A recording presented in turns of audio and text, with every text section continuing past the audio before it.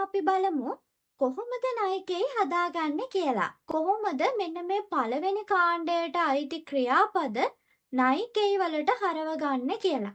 ඉතින් අපි දන්නවා පළවෙනි කාණ්ඩයට අයිති වෙන්නේ මස් ඉවත් කරාම අවසානට ඉතිරි වෙන අක්ෂරය ඊ ශබ්දයෙන් අවසන් වෙන ක්‍රියාපද කියලා.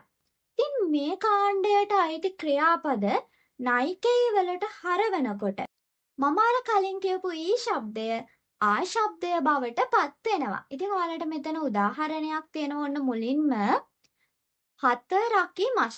හතරකි මස්.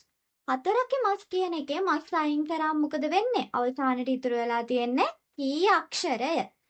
මෙන්න මේ කී අක්ෂරය ආ ශබ්දය බවට පත් වෙනකොට කීවල ආ ශබ්දය මොකක්ද? කයන්න. කා අකුර බවට පත් වෙනවා.